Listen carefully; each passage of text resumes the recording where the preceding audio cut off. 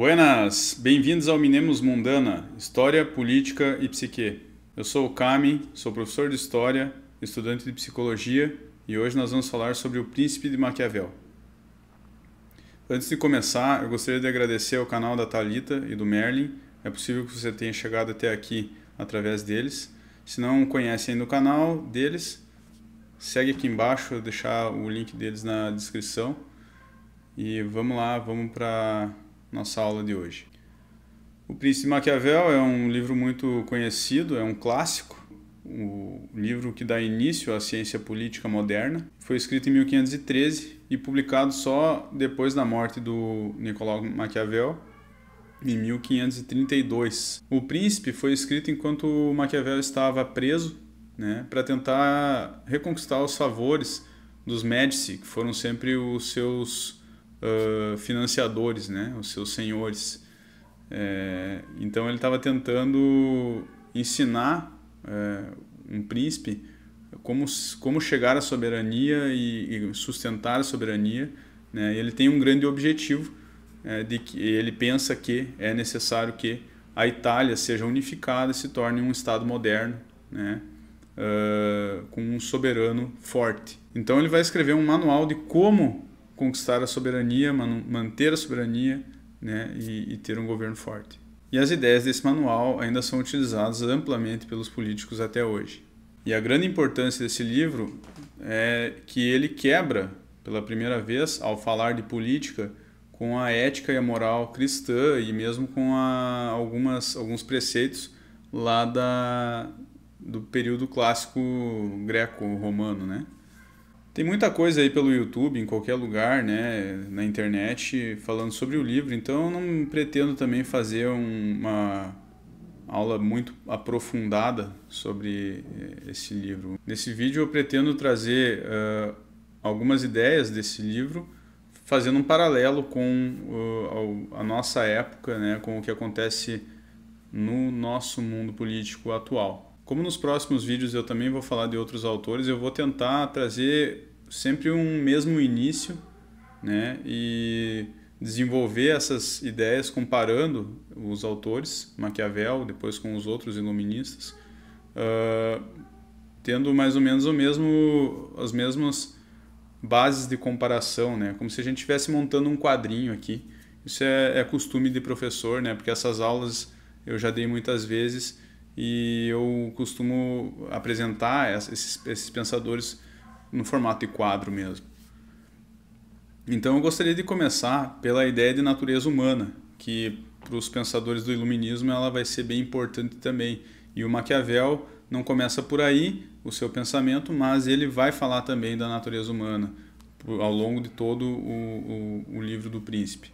Então o Maquiavel dá início a um pensamento cético, racionalista, sobre a natureza humana, assim como em todo o seu trabalho. Além do racionalismo, o pragmatismo também é uma noção que está ao longo de todo o livro do Maquiavel. Bom, para o Maquiavel, o ser humano então ele é movido por suas paixões, ele é ingrato, ele é volúvel, Ele não dá para confiar no ser humano. E é até por isso que o Maquiavel pensa que é preciso ter um Estado forte, um soberano forte, rígido, É preciso que tenha esse controle. O Maquiavel é favorável ao absolutismo. Ele não é um libertário, um liberal, não tem nem um pouco disso. Eu vou simplificar um pouco aqui a discussão que o Maquiavel traz sobre a origem da autoridade, mas, em síntese, o Maquiavel vai dizer que existem duas origens para a autoridade, o amor ou o medo. E ele vai propor, então, que se o soberano tiver que escolha ser temido. Ele entende que a população, que os seus súditos devem depender do soberano. E é justamente essa amarração que na formação dos absolutismos modernos vai acontecer. O rei vai fazer de tudo para amarrar os seus súditos ao seu redor, transformando a nobreza em nobreza de corte, para que os nobres então dependam do rei. O exército também vai se profissionalizar, então vai depender da sustentação do Estado, não vai ser um exército que se reúne em situações de guerra e os nobres decidem ser leais ao rei quando o rei os intima à guerra. O rei não pode depender assim de nobres e de ninguém. Ser amado é muito bom, é ótimo para o soberano, mas tem que se ter consciência de que o amor acaba, né? E não dá para comprar amor e nem forçar o amor. Ou seja, você pode até comprar benesses para setores, para, né, grupos que você precisa do teu lado, né? Você pode até comprar mercenários, mas é sempre problemático a coisa do poder através do dinheiro, da compra, porque sempre que tiver alguém mais rico que você, o cara muda de lado, né? Então, comprar amor é complicado, né? E também forçar o amor é algo que a gente aprende até com a vida, né? Que não funciona. O efeito é o contrário. E como soberano, você tem que saber também que não é possível agradar a todos, né? Então você vai fazer o mal para alguns e o bem para outros. Então você vai buscar fazer o bem para quem é mais forte, né? E normalmente a força está com a maioria. Então tem que sempre pesar isso, sempre com muito pragmatismo. Às vezes uma minoria vai ser capaz de te dar a força para ter o controle sobre todo mundo, mas é muito relativo. O ideal é que a sua autoridade venha da força da maioria, né, e que você seja amado pela maioria. Mas nem sempre é possível ser amado, então se tiver que ser escolhido, melhor ser temido, que é mais seguro, porque o amor falha, mas o medo nunca falha. E já que não é possível agradar a todos e que você vai desagradar alguns e às vezes ter que desagradar todo mundo, então faça o mal de uma vez só e o bem a conta-gotas. Faça o mal o máximo de secreto possível e o bem você faz espalhando para todo mundo. Estou ajudando, olha como estou trazendo. Essa é a ideia, né? Então a gente vê isso acontecer ainda hoje, né? Quando um político, se ele puder, ele vai fazer um aumento, por exemplo, de gasolina ou de... Vamos dar esse exemplo aí, tá? Não vejo em nenhum momento que isso esteja acontecendo, mas vamos pensar assim. O cara tem que aumentar a gasolina por uma razão ou outra. Ele vai aumentar a gasolina de uma vez só. Vai aumentar lá 30 centavos, 50 centavos a gasolina. E quando for baixar a gasolina, vai baixar 5 centavos, 10 centavos, né? A gente vê isso acontecendo. A mesma coisa com a taxa de juros, por exemplo, né? Eles dizem, não pode baixar de uma vez só. Talvez até isso seja verdade, mas Maquiavel também explicaria por que a taxa de juros tem que baixar devagarinho. O povo tem memória curta, então é preciso explorar essa memória curta do povo. Um povo que está acostumado a estar ferrado pode até aceitar a ideia do remédio amargo, que é muito utilizada pelos neoliberais. Isso talvez até seja visto como uma virtude. E aí nós vamos entrar na questão da virtude para Maquiavel, da virtude, né? Que é muito importante para entender também a questão da autoridade, né, dos soberanos para o Maquiavel. Ao contrário do que os filósofos antigos e pensadores da Igreja Católica, né, pensavam sobre a virtude, Maquiavel não entende a virtude como o controle dos vícios e o aumento das potencialidades de alguém. Não, ele pensa que a virtude está mais relacionado aos valores de uma determinada população. Então, se os súditos consideram que virtude é ser um grande guerreiro ou ser um grande economista, digamos assim, por exemplo, ser pão duro pode ser virtude. Então, em resumo, a virtude está muito relacionada aos objetivos de uma base, né, de sustentação da autoridade de um soberano. E aí, traçando paralelo para os nossos dias, a gente pode pensar assim, que, por exemplo, para os bolsonaristas, fazer arminha é a virtude, né? É o objetivo. Quais são as bases do capital político que existem hoje, né? Lembrando que o ser humano é movido por suas paixões e não pela razão, né? Maquiavel deixa isso bem claro. Então essas bases, eles têm valores e essas pessoas têm paixões, certo? Elas são movidas por sentimentos, pelo que elas sentem sobre uma pessoa ou outra, sobre uma ideia, sobre uma proposta, sobre um objetivo como sociedade. E um sentimento muito forte que serve para mobilizar bases, né, é a identificação com um líder, né? Então, pensando assim, nós só temos duas bases mesmo que tem esse capital político no Brasil. Então, no Brasil, nós temos dois líderes carismáticos, Lula e Bolsonaro, né? E, em resumo, as ideias desses dois caras, né, os objetivos desses dois caras, são bem fáceis de identificar. Nós temos o Bolsonaro com a arma, né, faz a arminha, e o Lula faz o L, né? O L de Lula, o L de amor, que tem uma proposta de acabar com a fome, né?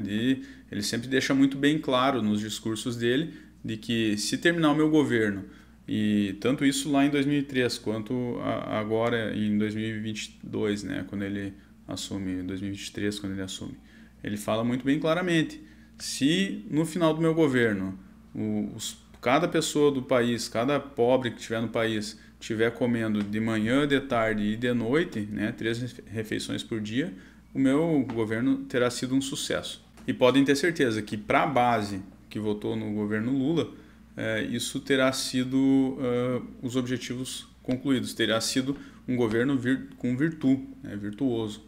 Então, ele não vai ter rompido com sua base se ele tiver feito isso. O governo terá sido um sucesso, como já foram considerados um sucesso os 3 primeiros governos do PT. A base do bolsonarismo, eu acredito que entenda o fazer arminha, né, as propostas dele são meio simbólicas apenas, ficam muito na coisa do subjetivo, mas eu entendo que tem a ver com segurança. Eu acredito que a base que vota no Bolsonaro, se tivesse aumentado a sensação de segurança, eles teriam considerado esse governo um sucesso.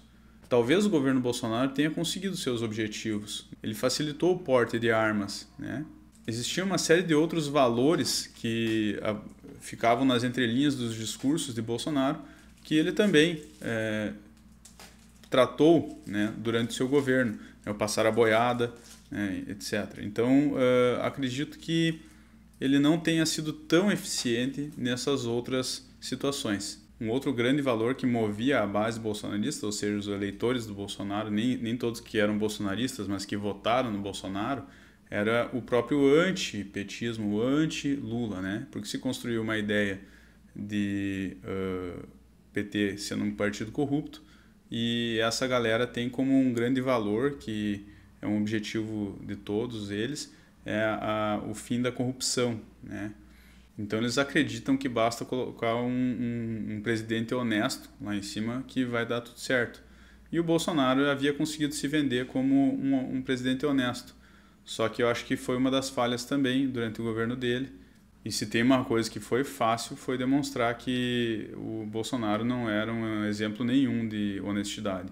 Então eu acredito que boa parte do eleitorado dele não aprovou seu governo por conta disso. Porque o governo Bolsonaro foi incompetente em algumas coisas, né? Ele não conseguiu fazer passar novas reformas, né, como foi competente o governo do Temer. Aquele sim foi um governo competente, só que aquele não tinha nenhuma necessidade de agradar ninguém. Ele foi um governo que veio para fazer um serviço sujo. Tanto é que o governo Temer, eu acho que nunca teve mais de 10% de aprovação. Foi um governo de exceção. Além da virtude, Maquiavel diz que o soberano também precisa ter fortuna, ou seja, tem que ter sorte. Não basta só cumprir o manual que ele está transmitindo ali certinho, porque você ainda tem que ter sorte, né? Mas não é só sorte. Quando ele fala em fortuna, ele também está falando em algo como timing, porque ele diz que é uma roda da fortuna, né? Então as situações às vezes vão estar favoráveis ao soberano e ele precisa aproveitar bem essas situações favoráveis. Ele precisa aproveitar bem essas situações favoráveis, e quando as situações não estiverem favoráveis, ele precisa também tomar os cuidados necessários. Ele compara a situação dos problemas de um soberano com uma tuberculose. Então é fácil de tratar, difícil de detectar no início da doença. Mas quando a doença evolui, é muito difícil de tratar e os sintomas são bem aparentes. Bom, tem alguns políticos, como o Ciro Gomes, por exemplo, que eu costumo dizer que é um cara ruim de timing, né? Ele, na teoria, ele fala umas coisas bem interessantes, assim, costuma dar umas soluções faz alguns diagnósticos sobre por que deu certo, por que deu errado, que até são bem plausíveis, né? Ele conhece o traquejo político, ele é um senhor, né, da política. Me parece que o que falta a ele não é conhecimento dos conceitos, né, de como fazer política. O que me parece que falta a ele é esse timing, é ele agir na hora certa, né? Talvez esse feeling da política que sobra para alguns outros candidatos, né, como o Lula. O Lula é um cara que é criticado pelos né, pelos intelectuais da ciência política, muitas vezes, aí, os analistas políticos mais competentes criticam a atuação do Lula, muitas vezes, e no final das contas a história mostra que ele acerta. Então parece que tem que ter sorte também. E o velhinho tem sorte. Outra coisa interessante na Virtu é que se você não prometer nada, né, também não é tão difícil de você governar. Alguns políticos utilizam disso. O próprio Bolsonaro utilizou disso, né? Quando falavam sobre economia, quando falavam sobre várias questões, ele dizia: é o Paulo Guedes, eu vou colocar o melhor lugar, o cara mais esperto nisso aí, né? E eu não vou falar sobre o que eu não sei, né? Então, isso aí é uma coisa que você traz a virtude sem precisar ter virtude nenhuma. Alguém que fez muito bem isso aqui no Rio Grande do Sul, pelo menos para chegar até o poder, depois não foi reeleito, ainda bem, graças a Deus. Depois não foi reeleito, ainda bem, né? Foi o Sartori. O governo Sartori, ele fazia uma campanha assim, ó, vote pelo coração. Olha só, Maquiavel aprova, né?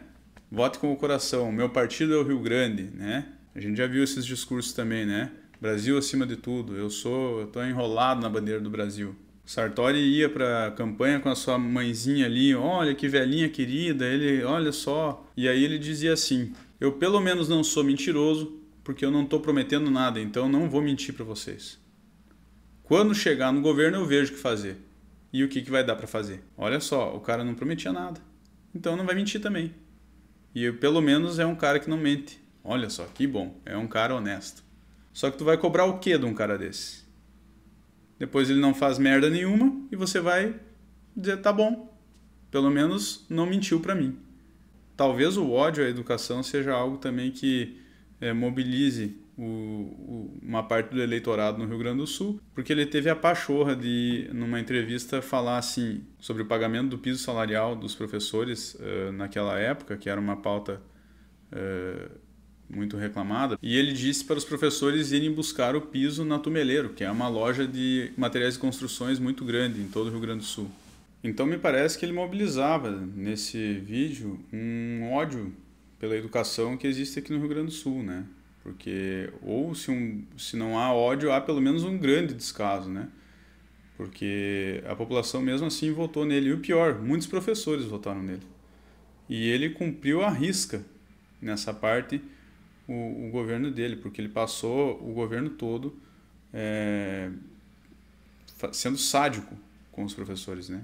Atrasando salários, cortando salário em greve de forma criminosa, tanto é que depois o próximo governo teve que pagar esses cortes de ponto que ele fez. Então,